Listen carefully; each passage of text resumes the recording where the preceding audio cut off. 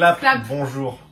Aujourd'hui les copains followers, bonjour. on répond à vos questions les plus posées parce qu'on en a marre que vous nous les posiez dans nos commentaires TikTok et que vous nous ne les posiez plus et que vous nous les... D'accord. Et que vous ne nous les posiez plus. Alors, première question qui est pour toi, c'est comment tu l'as découvert et à qui tu l'as dit en premier, à part moi? Alors, je l'ai découvert parce que j'avais un retard de règles de 2 ou 3 semaines. Donc, j'ai fini par aller faire 2 tests de grossesse pour être sûre.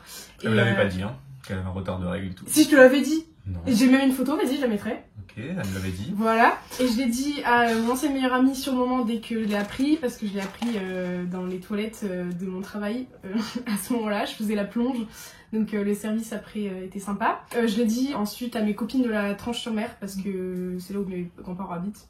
Du coup c'était les seuls à le savoir jusqu'à ce qu'on l'annonce en septembre. Deuxième question, comment Clara tu l'as annoncé à Arthur? Il y a Clara qui est rentrée de son taf vers 23h. Elle me dit de venir à la salle de bain. Elle me dit de fermer les yeux, d'aller à la salle de bain. Et qu'elle va me donner quelque chose dans les mains que je dois deviner ce que c'est quoi. Quand j'ai touché le truc, je vous doutais un petit peu de ce que c'était quand même. J'ai fait genre de pas savoir ce que c'était pour lui faire plaisir. D'ailleurs, il y a une vidéo sur TikTok où elle montre ma réaction, qui est totalement fake au final, parce que vraiment ma réaction, je l'ai surjouée parce que je savais très bien ce que c'était. Du coup, j'étais pas spécialement surpris. Quand j'avais vraiment les tests de grossesse dans les mains, je me suis quand même dit, on est dans la merde. Troisième question, quand et comment on l'a annoncé aux parents et quelle a été leur réaction? On l'a appris le 2 août et il faut savoir qu'on l'a pas annoncé à nos parents directement parce qu'on voulait le faire en vrai, enfin moi je voulais le faire en vrai. Vu qu'on était chez mes grands-parents pendant 2 mois jusqu'à fin août, je voulais absolument attendre d'être rentrée chez moi pour l'annoncer. Sauf que les 2 premières semaines, c'était moi j'étais en plein déménagement, ensuite il y a eu de la crémaillère. Du coup je pouvais pas l'annoncer à ma mère, il y avait pas de moment, il y avait des gens, enfin c'était horrible. Du coup c'est Arthur qui l'a annoncé en premier. Je l'ai pas dit à mes parents de suite. J'avais besoin d'en parler à quelqu'un de la famille parce que pour voir les réactions tout ça. Du coup je l'ai dit à ma sœur jumelle en premier, qui m'a dit de suite le dire aux parents. Du coup je l'ai annoncé, d'abord il y avait que ma mère. Elle a pas très bien réagi. Elle était pas très contente. C'était le début, elle avait peur, tout ça. Donc elle m'a dit d'attendre que papa rentre pour voir la réaction. Je l'ai annoncé à papa et sa réaction n'a pas été ouf non plus. Il était très calme, il voulait me rassurer et tout parce qu'il a vu que moi j'étais un peu en panique vu la réaction de maman. Et bref, ils ont forcé Clara, par contre, ils ont dit vite envoie un message à Clara pour qu'elle prévienne sa mère parce que sa mère n'était pas au courant à ce moment-là encore. Et qu'en plus ça faisait combien de temps? Ça faisait 1 mois? Non, ça faisait 2 mois. 2 mois, ouais, ça faisait 2 mois et demi. Parce que c'était en mi-septembre. Ouais, voilà. Ses parents m'ont un peu forcé à l'annoncer à ma mère. C'est un jeudi soir que tu l'as annoncé à tes parents. Et le vendredi, j'étais en cours d'enseignement scientifique et je me faisais harceler par Arthur pour que je l'annonce à ma mère parce que toi t'étais sous pression de ouf. Du coup, je craque et j'envoie un message à ma mère, j'ai un problème. Et ma mère elle me fait mais c'est quoi et tout. Je lui dis mais je sais pas, faut que je t'appelle après machin. Et elle me fait t'es pas enceinte quand même. Je lui fais si. Et du coup, elle commence à s'énerver, elle m'envoie, mais mon dieu, elle m'envoie des pavés de réactions d'une mère en panique quoi, en mode mais Comme en mode, encore là. en mode je te vire de chez moi si t'es un gosse, tu vas foutre ta vie en l'air, n'importe quoi.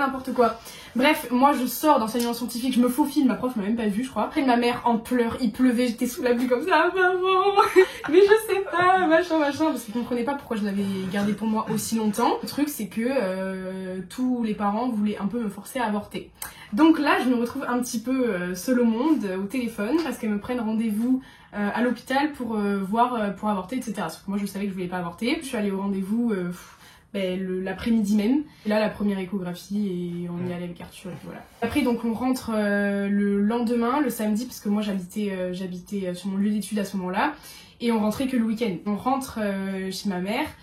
Et à ce moment-là, premier repas, ça s'est très mal passé. Elle était hyper en colère et tout. Mais le lendemain, c'est passé. Et elle a compris que dans tous les cas, mon choix était fait et que personne n'allait me faire changer d'avis. Donc elle a commencé à faire tout pour moi, à gérer les papiers administratifs, etc. Et depuis, elle est super contente et voilà. Quatrième question, vous préfériez avoir une fille ou un garçon? Moi je savais que c'était une fille depuis le début, dès que j'ai appris que j'étais enceinte, je savais que c'était une fille. Parce que en plus toi t'as 2 sœurs, moi j'ai 2 sœurs, je me suis dit vas-y, probabilité, j'ai une fille aussi. Je voulais une fille, je voulais pas de garçon. J'ai que des filles dans ma famille et je me voyais pas avoir un garçon pour un premier parce que ça a changé trop d'habitude quoi. Enfin, je voudrais un garçon pour un deuxième plutôt. Pour faire les deux. les deux expériences, ça serait cool. Moi, je m'en foutais, clairement. T'avais pas une préférence? Je n'ai pas de préférence spécialement. 5e question, est-ce qu'on a toujours voulu être des jeunes parents? Moi non. J'ai pas été éduqué comme ça, mes parents ils m'ont eu... Avec Léna ils nous ont eu tard, ils avaient 30 ans il me semble. Oui ils avaient 30 ans.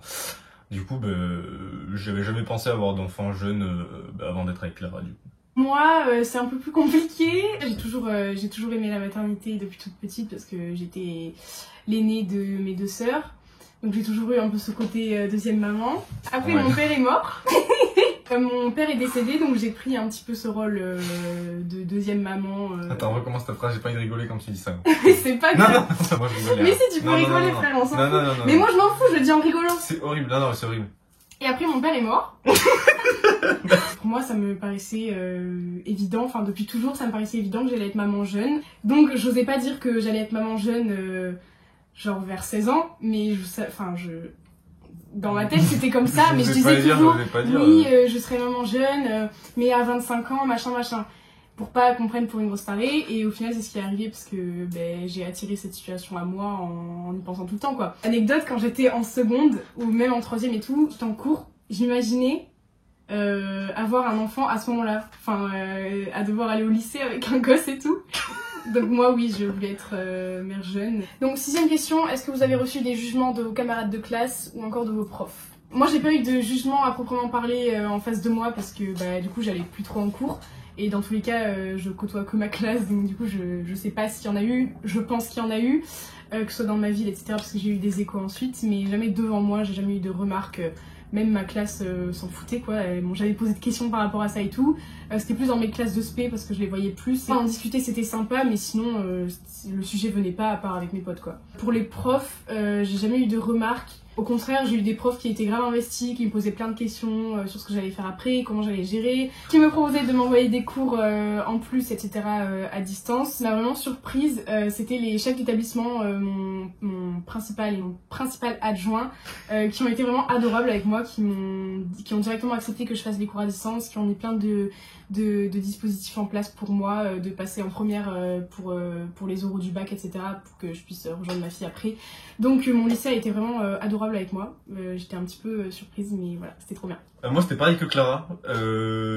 Tous les profs en fait ils m'ont directement soutenu. La plupart vraiment, et même ils venaient aux nouvelles de eux-mêmes, voir comment ça allait, etc. Et tous les camarades de classe, en vrai ils s'en fichaient. Hein.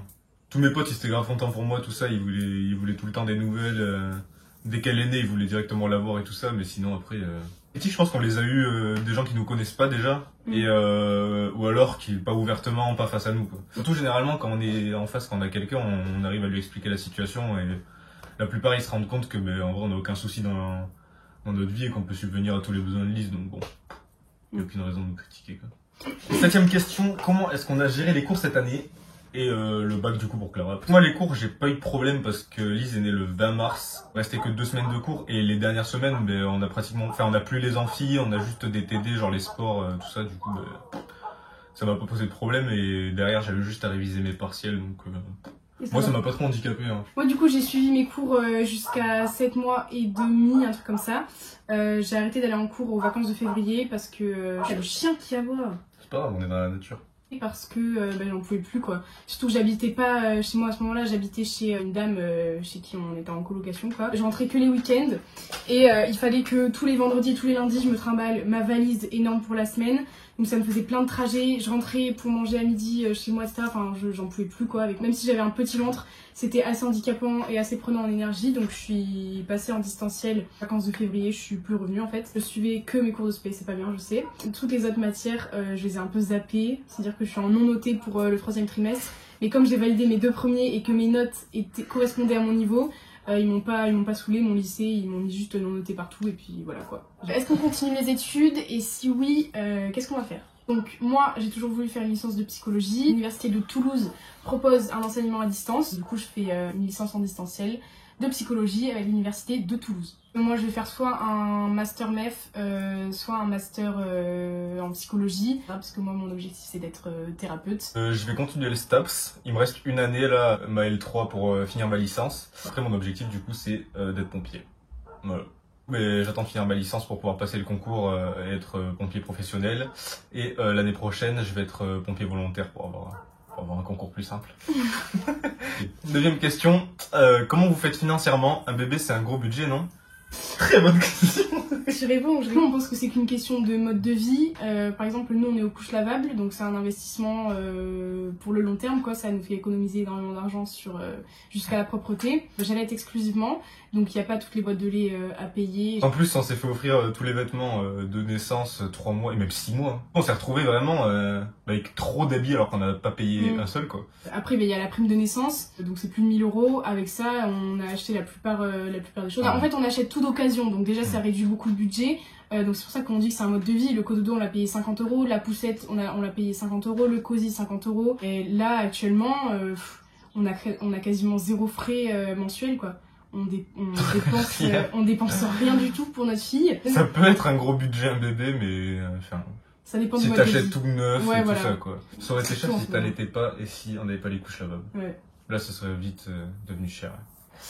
Mais voilà, donc du coup non, solution. On s'en sort pas trop mal. Enfin, on s'en sort même très très bien. Dixième question, est-ce que vous diriez que ça a cassé quelque chose entre vous, que au contraire ça vous a rapproché? Ça a cassé tout le moment tranquille. On n'a plus de moment câlin. Vu qu'elle pleure pas, on peut tout faire ce qu'on faisait avant, genre on a juste un bébé dans un bras, quoi. Après, forcément, on a moins nos moments tranquilles où on fait rien sur le lit, quoi. On peut pas se poser, rien faire et juste regarder une série. On peut regarder notre série, mais quand j'allaite, quand elle dort ou quand j'allaite, mais on peut plus se mettre sur le lit comme on veut, à rien faire. Mais après, c'est pas plus mal parce que moi, ça me donne un rythme. On se lève beaucoup plus tôt, on se couche beaucoup plus tôt. Je me trouve beaucoup plus heureuse depuis que j'ai une routine et depuis que j'ai moins de moments à rien faire, justement. Même on est plus productif, du coup. Ouais. Et le temps qu'on a de libre, on le met dans les bonnes choses, à bosser, à faire du sport. Voilà, faire du sport, faire des trucs intelligents, quoi. C'est toujours un amoureux. Justement, non, en vrai, ça nous a rapprochés parce que on a quelque chose en commun. Avant, on n'avait pas de passion en commun ou quelque chose comme ça. Moi, je fais pas de sport, lui, il fait que du sport. Là, on a quelque chose en commun. On lui fait prendre le bain à deux. On est à deux en train de regarder. On s'appelle quand elle fait caca. Ah, viens voir, il y en a beaucoup. Clara adore l'odeur du caca de mon Non, mais que si Clara, elle fait... C'est bon, ça a juste une odeur particulière, ça pue pas. On sort beaucoup plus la promener parce que elle est intenable à l'intérieur, faut toujours sortir la promener. Donc on a beaucoup plus de moments à deux, juste ils sont différents. Et voilà, et après est-ce qu'on s'embrouille? Voilà, qui font plus de bien, ça c'est vrai. Après, est-ce qu'on s'embrouille plus? Non. On s'embrouille pas plus, mais on s'embrouille. On s'embrouille pas souvent, on s'embrouille pour des trucs pourris, genre. Ouais, parce qu'on est tout le temps ensemble, faut bien s'embrouiller à des moments, sinon c'est nul. Ouais, mais on s'embrouille jamais par rapport au bébé. Enfin, non. Non. On s'embrouille par rapport au corvée de temps en temps, mais c'est pas par rapport à Lise en particulier, quoi. C'est toujours la même chose. Et on fait beaucoup plus d'efforts dans la communication, etc. depuis qu'elle est là, parce qu'on sait que quand on dort pas la nuit, etc., on sait que ça peut vite partir en vrille et au conflit. Donc on fait l'effort, de se dire les choses. Moi, je prends énormément sur moi, il prend énormément sur lui, et du coup, ça va. On arrive à gérer. On communique. Effectivement. On est un couple soudé. Heureusement. Ouais. Est-ce qu'on voudra un deuxième enfant? Oui ou non? Et est-ce que ce sera bientôt? Moi, personnellement, j'ai envie d'un deuxième enfant. Non, moi, personnellement, c'est un peu net. Donc, tu refais. Personnellement, moi... Non. Moi, en vrai, j'ai envie d'un deuxième enfant. Toutes les familles que je connais, ils ont plusieurs enfants. Et même moi, j'ai grandi avec 2 sœurs, du coup. Donc... Attendez, on chasse la mouche, ça va me gonfler. Je trouve que tu partages plus de choses et c'est mieux pour ton évolution, ouais. Moi, j'aimerais bien qu'ils aient, 5 ans d'écart, genre. Mais tu dis 5 ans parce que je l'ai dit ou... Ouais, non, mais non, parce que de base, j'aime bien frère et sœur avec un écart. En dehors de ma sœur jumelle, moi, ma petite sœur, elle a 5 ans de moins que moi. Et je trouve que c'est trop bien, en fait. Parce que je me prends grave pour le grand frère. Ouais, je trouve que c'est bien quand il y a un écart parce que les deux se mettent moins en compétition. Je sais qu'avec ma petite sœur, on se met pas du tout en compétition, par exemple, genre... c'est plus, elle prend exemple sur ce qu'on a pu faire avec mon autre sœur, sans que ce soit malsain, quoi. 12e question, est-ce qu'on a peur de passer à côté de notre jeunesse? Personnellement, j'ai eu une phase où j'ai eu peur de passer à côté de ma jeunesse, oui. Enfin, j'aime pas dire comme ça. Juste, j'avais peur de... Si, en vrai, oui, de passer à côté de ma jeunesse. Hein. De pas pouvoir profiter, de plus pouvoir sortir avec mes copains, de plus pouvoir rien faire de mes occupations personnellement et de devoir...